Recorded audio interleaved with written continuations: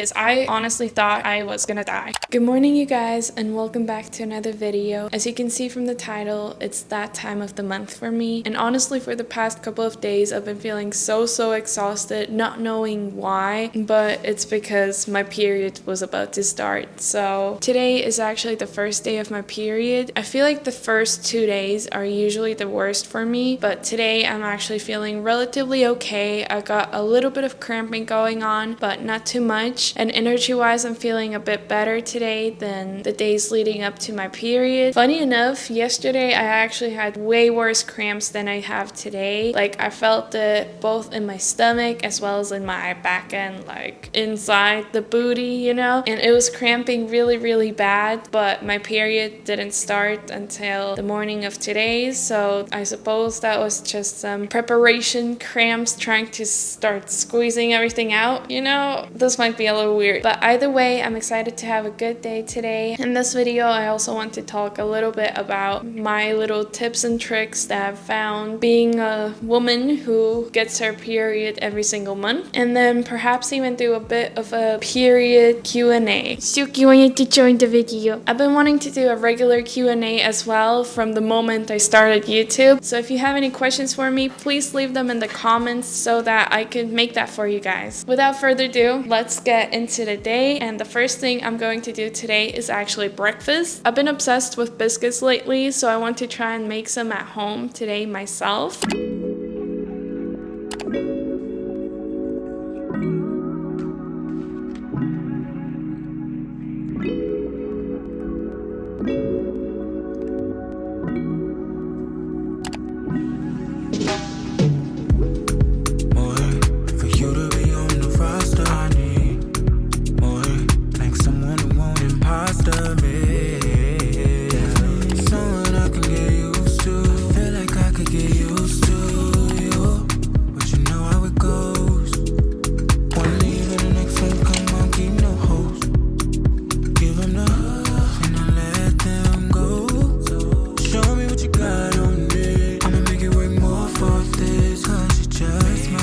The food is ready now, and the biscuits smelled so good when they came out of the oven, but for some reason I'm starting to feel nauseous now. It might be because I'm hungry, or maybe it's just the smells are very overpowering. I'm a very smell sensitive person in general, and perhaps when I'm on my period it's kind of magnified, so it might be the smells or maybe I'm just hungry, but either way I'm starting to feel a little nauseous now, but I'll still do my best to eat. Here are the chicken biscuits. I don't really know what to call them other than that. And then I also got some eggs with beans. I've been trying to eat a more savory breakfast and one that hopefully will keep me full for longer. So that's why I kind of wanted to add the beans and the eggs to this meal, because I feel like otherwise it's a pretty like carb heavy meal. And the chicken as well, it's technically quite oily, so this is more so like a little treat part of the meal, but this is like the actual healthy part of the meal, you know. But I'll eat them together, and after I'm done eating I'll be taking my vitamins, of course.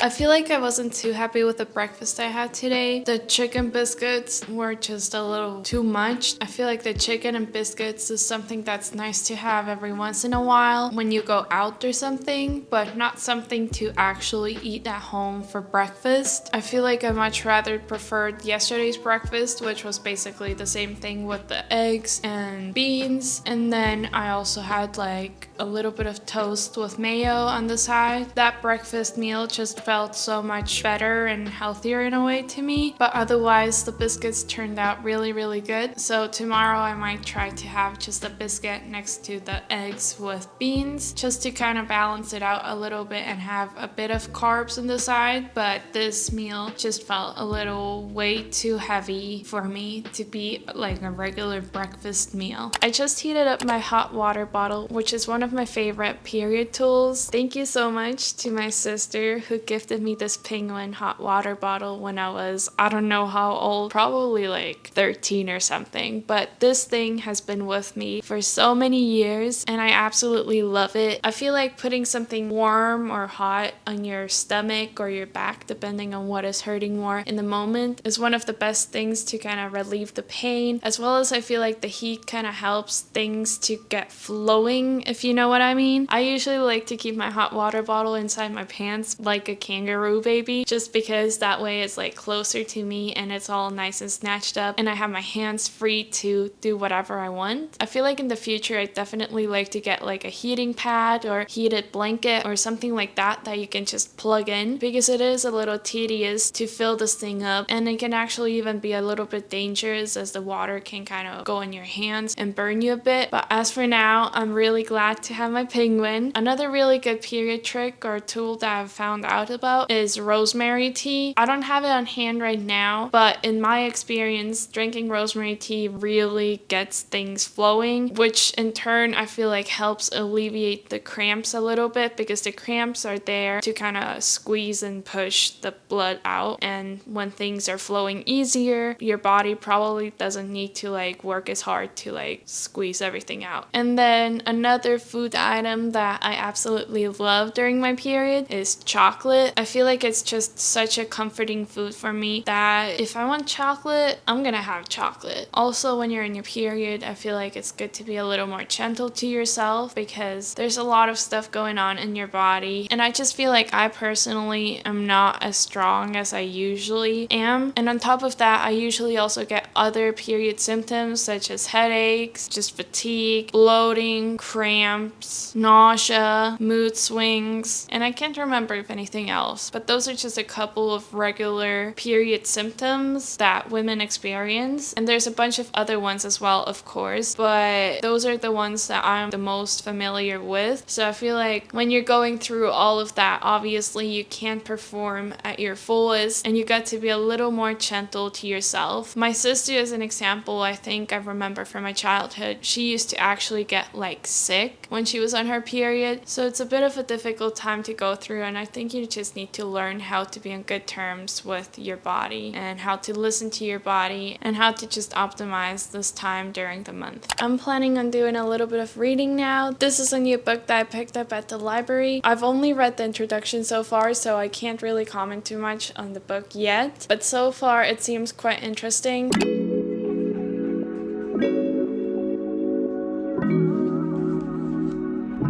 I just finished today's reading session, and honestly, I think I'm gonna leave that book unread because I feel like the introduction of the book was really good. But now when it has come to the first two main chapters of the book, I feel like I haven't gotten too much out of the book. So I think I'm better off just leaving that book unread and starting a new book tomorrow. But for now, I want to clean around the house a little bit. I'm not thinking of doing too much just because the time is going like that, but I want to get some laundry done today and also just quickly wipe down some of the biggest mess areas in my apartment right now.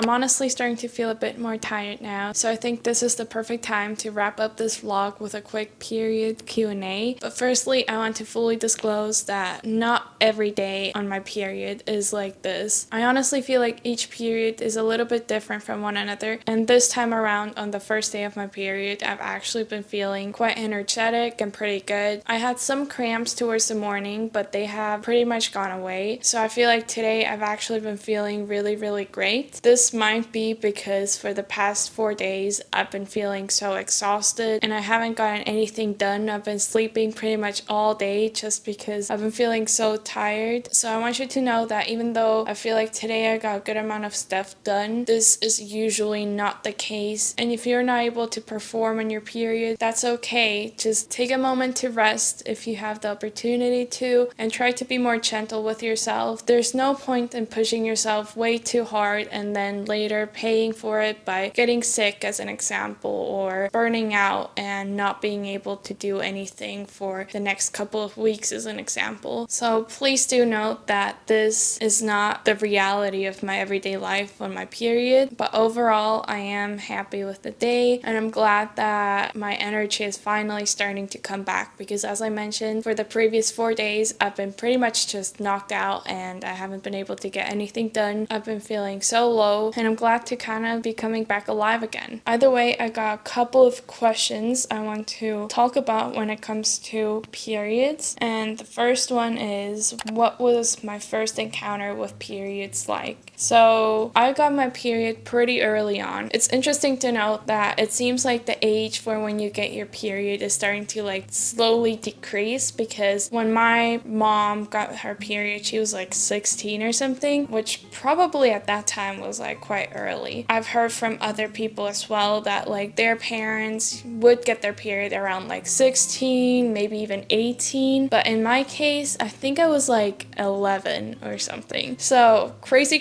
early, and honestly I think I've even heard of people getting their period when they are like 9 or something. So there's really no correct age when you should get your period, even though there is like some sort of set age for like when you should have gotten your period by, but I feel like most people get their period before then. But anyway, so my first encounter, I was probably around 11, and I remember just waking up in the morning and I think there was like a little bit of blood on the bed sheet, and so I went to use the restroom and obviously it turned out it was coming from me, and I got scared. I got really scared, which is funny because I think I knew a little bit about periods, maybe not as much as I should have known, but I think that I had heard a little bit about periods. I remember my school nurse actually told me that I could be getting my period that summer because she had kept some sort of growth chart or something, and she was basically telling me that I could be getting my period. That's all she told me, and I was just like, oh heck no, I'm going to die before I get my period. Like, I'm never getting my period. But anyway, it happened that summer, and I suppose I wasn't too educated because I honestly thought I was gonna die. I thought I had like cancer or something. I thought I was gonna die, and I was so scared to tell anybody. So what I did was I would get like toilet paper and put it in my pants to kind of like catch the bleeding, because I had no pads, I had nothing, and I was scared to tell my mom that I was bleeding. So for the first half of the day I was trying to hide it, but it was getting stronger and stronger, so I just couldn't hide it anymore. And then I tried like hinting it out when we went to the grocery store. We already had finished shopping, but then we just sat down and I was like, my stomach really hurts, and my mom was like, oh, do you need to use the restroom, like take a little poopies or something, you know? And then I was like, no, I think, you know, my friend told me that when she got her period her stomach was hurting or something like that. And I was like, what if I'm getting my period? And my mom was pretty much just like, oh, let's go check, you know? So she sent me into the restroom and she was like, well, go and check and then let me know if you got your period or not, so I could go and buy some products. And so I went in the restroom. I obviously already know it was my period, but I was trying to like act surprised, like, oh my gosh, it is, you know, my period or whatever. And she got me some products and she was like, okay, now we're gonna have to call your father, get a cake because you're a woman now. And I was like, oh my gosh, no, like, do not tell my father. This is between us. Like, I'm not a woman. No, I don't don't have my period, like, no, don't tell anybody, this is between us. So she was like, okay, then, you know, like, I'm not going to have my womanhood celebration or whatever. I just felt so embarrassed of it, and I felt so scared to tell my mom. But afterwards, it was such a relief that my mom knew that I was able to get everything I needed, and that was pretty much it. I feel like there wasn't much more education when it came to periods that happened. I think that I just learned more like over the years through just experiencing it and through looking stuff up online. And that kind of goes into the next question, which is, which one do I prefer, pads or tampons? So I feel like most people start out with pads because you get your period when you're so young. That was the case for me as well. I started out with pads, and then one day I was like, I want to try tampons. So I tried tampons. Worst decision ever in that moment because it hurt so bad. I was like, I tried it and then I went back to pads. But then as years passed, I tried tampons again, and then I actually fell in love with tampons. I was like, oh, this feels so much better than pads. Like, you don't have to have this thick pamper in your pants constantly and it bothering you and whatnot. And sometimes, like, when it's hot outside, maybe it comes like loose and then it's like moving around and gets stuck and just a bunch of trouble. So I was like, tampons all the way. But then came a time when I found out about reusable pads, and I was like, oh, that's interesting. So for a moment I switched from tampons to reusable pads, which I would put in the washing machine after using them. In the moment I thought that was like the most genius thing ever, but I quickly switched back to tampons. And then after years of being a tampons girly, I actually discovered the menstrual cup, which was like, whoa, the biggest revelation ever. I felt like the menstrual cup was 100 times better than tampons. It's really hard to get it in at first, but once it's in good, it feels like you can't even feel it, which for tampons, they say like you can't even feel it either. But with the menstrual cup, it was like you couldn't feel it even less. Also, what I liked about that is that tampons you can leave in for 4 hours max, but menstrual cup can be in for up to 12 hours. And when you would use it, it just felt like normal everyday life, kind of like you would feel normal again. You wouldn't feel like you're on your period. And also with tampons, I didn't like the string because you kind of had to like tug it away and it would be just gross whenever you need to use the restroom. With the menstrual cup, everything is in there, so I absolutely loved it. I loved, like, I could exercise with it, I could swim with it. With tampons, you can also exercise and swim and everything, of course, but it just felt like so much more natural. It felt like basically like I'm not on my period. So for the longest time, I loved menstrual cups, but menstrual cups can also be a little tedious because you have to like actually like dig in there to get it out and then also to like put it back in. So it gets a little dirty, and especially if you're in public, it can be a little hard to like plan the whole emptying it out, which usually isn't the problem because it can sit in for 12 hours. So you could just clean it up right before you leave, and then you're pretty much guaranteed to be okay for like forever, basically. And actually, I have a fun story when it comes to the menstrual cup because I got hit by a horse. I'm a big horse girl. I love horses. I've been riding for like 8-9 years, although now for the past couple of years, I haven't been really able to go ride. I just haven't found a good stable anymore after moving, and I think that the solution to that will just be buying my own horse. But either way, so I was riding horses and I was on my period. I had discovered, like, when it comes to using the menstrual cup and riding horses, I think at that time my bleeding was very heavy, so I was like, okay, I'm gonna just double up just to make sure, because I learned from the previous time that sometimes during riding horses the menstrual cup can come a little loose, so some of the blood can escape.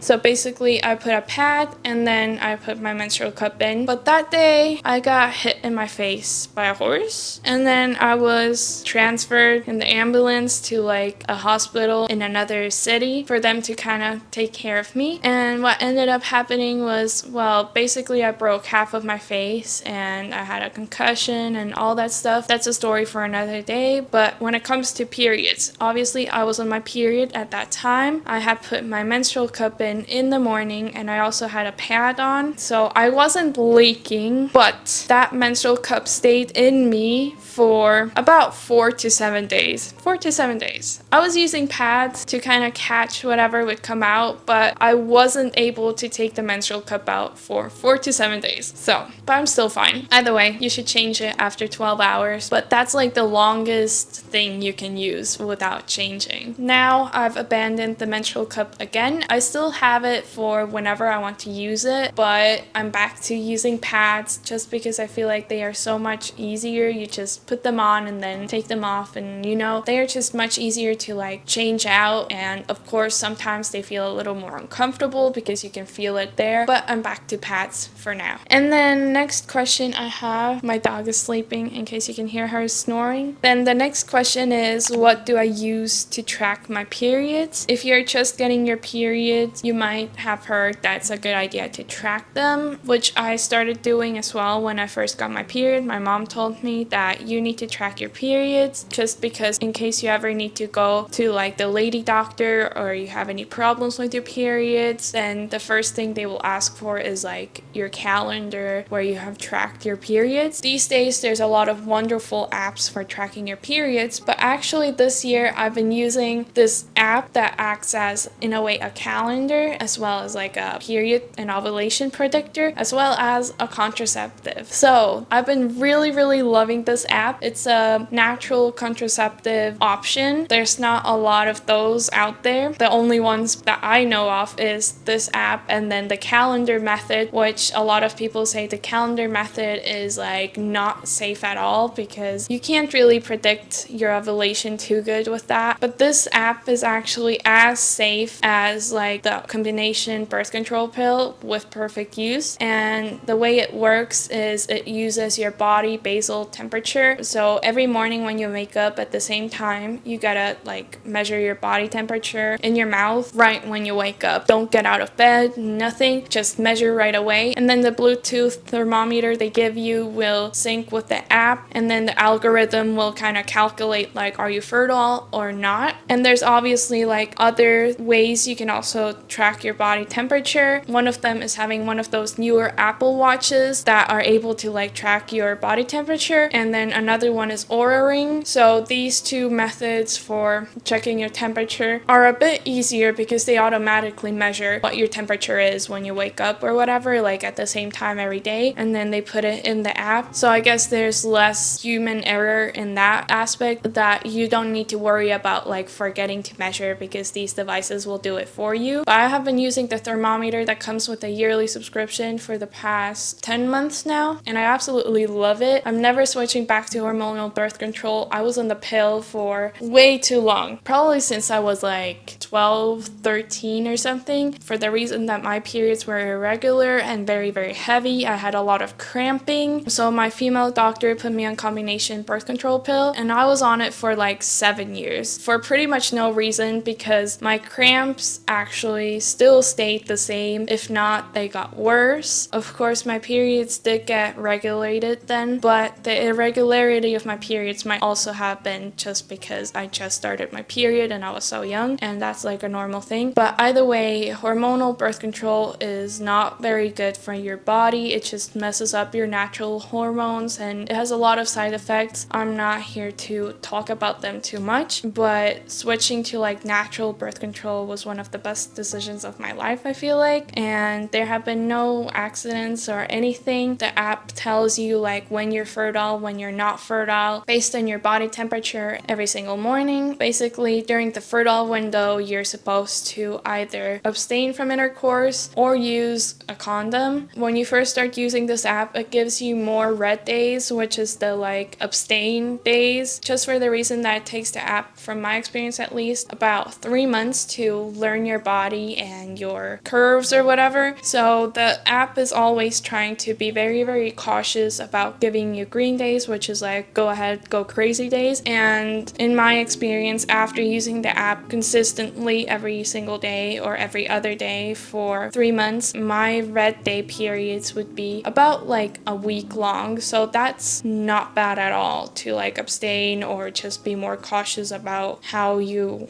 have intercourse. The app that I'm talking about is Natural Cycles. This is not sponsored or anything at all. I'm just a very happy user, and it actually turned out like a week or two ago that my sister has also been using Natural Cycles for the past like 5+ years, and she's also in love with the app, which is crazy because I didn't know she was using this app. I found out about this app myself, although she said that she told me in the summer that she was using it, but I suppose it just didn't click or I didn't remember. Either way, I found out about this app through YouTube myself, and I don't think I'm ever going to switch back from using it. It's totally worth the money. It was like $100 for the whole year, and I have a little discount link for you guys. If I remember correctly, it gives like 20% off your first year subscription. I actually joined the app the same way through somebody else's discount link, so I highly recommend you to try it out for yourself and give it a little bit of time to get to know you, and after that it's just truly wonderful. I love that my body is just naturally doing its own thing and I'm not like giving it some artificial hormones or anything. There's other positive sides to this app, which is like if you do ever decide to try and get pregnant, I think that it said a good portion of the app users have been able to get pregnant using that app within 3 months or something, just because the app gets to know like when your ovulation is. Because if you didn't know, depending on where you are in your menstrual cycle, your basal body temperature changes. So based on your body temperature, the app is able to tell you where you are in your cycle and if you are getting close to ovulating or not, and after that if you have already ovulated or not. So once again, I have a link in the description where you can get a little bit of money off of the yearly subscription. Of course, you can always cancel the subscription, but I highly recommend trying it out if it sparks any interest in you at all. So without further ado, next question is most awkward period story. I don't even know. I feel like I've had so many instances where I've bled through, and those are probably like the most embarrassing, scary situations to be in, especially if you're in public. It's happened to me so many times in school. I remember one time I thought that my period was over, and then surprise, surprise,